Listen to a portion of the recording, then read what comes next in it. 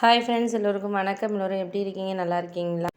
இன்றைக்கி அந்த கதையோட அடுத்த பகுதி தான் பார்க்க போகிறோம். அதுக்கு முன்னாடி நீங்கள் செய்ய வேண்டிய விஷயம் என்ன அப்படின்னு கேட்டிங்கன்னா, மறக்காமல் நம்ம இந்த சேனலை சப்ஸ்கிரைப் பண்ணிக்கோங்க. கீழே இருக்க பெல் பட்டனையும் கிளிக் பண்ணுங்கள். அப்போ தான் போடக்கூடிய வீடியோக்கள் எல்லாமே உங்களுக்கு உடனுக்குடனே நோட்டிஃபிகேஷன் வரும். ஸோ மறக்காமல் சேனலை சப்ஸ்கிரைப் பண்ணிவிட்டு வீடியோ பாருங்கள் ஃப்ரெண்ட்ஸ். வாங்க நம்ம கதை என்னென்னு பார்க்கலாமா?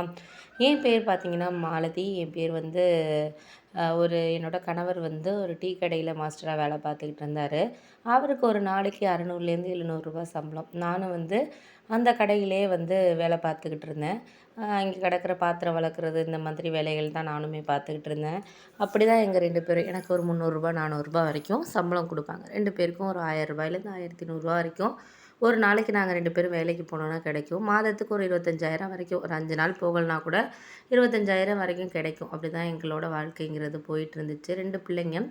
இப்போ பெரியவன் பார்த்திங்கன்னா வந்து காலேஜ் ஃபஸ்ட் இயர் படிச்சுட்டு இருந்தான். 2வது பையன் வந்து 10th போனான். 2 பேருமே வந்து நல்லா படிக்கக்கூடிய பசங்க தான். எங்களோடது வந்து லவ் மேரேஜுங்கிறதுனால எங்கள் சொந்தக்காரவங்க கொஞ்சம் நாள் வரைக்குமே எங்களை ஏற்றுக்கவே இல்லை. ரொம்ப நாள் வரைக்குமே ஏற்றுக்கல. என் பையன் ஒரு 5th படிக்கிற வரைக்குமே ஏற்றுக்கல. இப்போ தான் எங்கள் அண்ணன்லாம் கொஞ்சம் கொஞ்சம் பேசுகிறாரு. நாங்கள் அதனாலேயே வந்து எங்களுக்காக அவங்க வந்து எதுக்காக வந்து என் கணவர் வந்து கொஞ்சம் வசதி கம்மி. அதனால் வந்து அவரை வேண்டான்னு இது பண்ணிட்டாங்க. ஏன்னா வந்து நாங்கள் ஏதாச்சும் உதவி கேட்டு வருவோம் அப்படிங்கிற ஒரு காரணத்துக்காக எங்களை வேண்டான்னு சொல்லிட்டு இது பண்ணாங்க.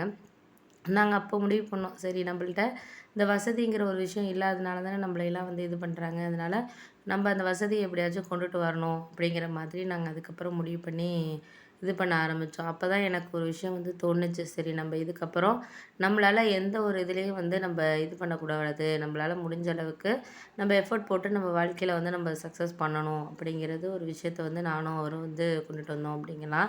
அதனால் முடிஞ்ச வரைக்கும் நம்மளால் என்ன செய்ய முடியுதோ அதை வந்து நம்ம செஞ்சு காட்டணும் அப்படிங்கிற ஒரு வைராக்கியத்தோடு தான் நானும் அவருமே வந்து இருந்தோம் அப்படிங்கிறது நான் சொல்லலாம்.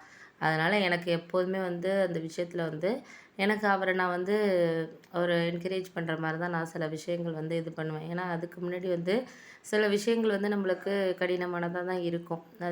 அதை வந்து நம்ம வந்து சக்ஸஸாக மாற்றிக்கணும். ஆரம்ப கட்டத்துலலாம் ரொம்ப வந்து நாங்கள் கஷ்டப்பட்டுட்டு இருந்தோம். பிள்ளைங்கள வளர்க்குறதுக்கு சாப்பாட்டுக்கே ரொம்ப கஷ்டம் அப்படின்னா, அப்போ எல்லாம் நான் ஒரு வேளை சாப்பிடுவேன், 2 வேளை சாப்பிட மாட்டேன். தண்ணியை வந்து குடிச்சிட்டு தான் வந்து நான் அப்படியே இருந்துருவேன். பசிச்சாலுமே வந்து தண்ணியை குடிச்சிட்டு இருந்துருவேனே தவிர, எனக்கு வந்து நான் பிள்ளைங்களுக்கு வந்து நல்லா சாப்பாடு கொடுக்கணும் அப்படிங்கிறது அதுக்காக தான் நாங்கள் வாழ்ந்தோம் அப்படின்னு சொல்லலாம். இப்போ வந்து ஓரளவு வீடு கட்டிட்டோம், இடம் வாங்கி வீடு கட்டிட்டோம். இப்போ நல்லா ஓரளவு 25,000 சம்பாதிக்கிறோம் மாதம்.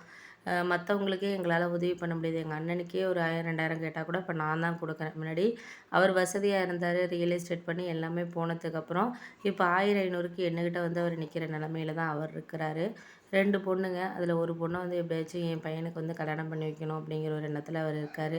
ஆனால் எனக்கு அதில் வந்து விருப்பம் கிடையாது. ஏன்னா அன்னைக்கு நாங்கள் இல்லாதப்போ எங்களை ஆதரிச்சிருந்தாங்கன்னா கண்டிப்பாக நான் வந்து கல்யாணம் பண்ணுவேன். ஏன்னா என் பையன் வந்து கஷ்ட நஷ்டத்தில் வளர்ந்த பையன். அந்த பொண்ணுங்க அப்படி கிடையாது. எவ்வளோ காசாக இருந்தாலும் அதை வாங்கணும்னு நினைக்கக்கூடிய ஒரு மைண்ட் செட்டில் உள்ள பிள்ளைங்க. அதுங்களை கொண்டாந்து நம்ம இந்த பையன் தலையில் வந்து இது பண்ணோம் சொந்தக்காரவங்க அப்படிங்கிற ஒரு விஷயத்துக்காக நான் இது பண்ணேன்னா கண்டிப்பாக வந்து அது சரியாக வராது. அதனால் முடிஞ்ச அளவுக்கு நம்மளால் வந்து என்ன பண்ண முடியுதோ அதை வந்து நம்ம இது பண்ணணும் அப்படிங்கிற மாதிரி எனக்கு தோணுச்சு அப்படின்னு சொல்லலாம். நான் அதுக்கப்புறம் அவங்கக்கிட்ட ஒன்றும் நான் வந்து இதாக பேசலை. சரி நம்மளுக்கு எது இருந்தாலும் நம்மளுக்கு பார்த்துக்கலாம் அப்படிங்கிற மாதிரியான ஒரு மைண்ட் செட்டில் தான் நான் வந்து இருந்தேன்.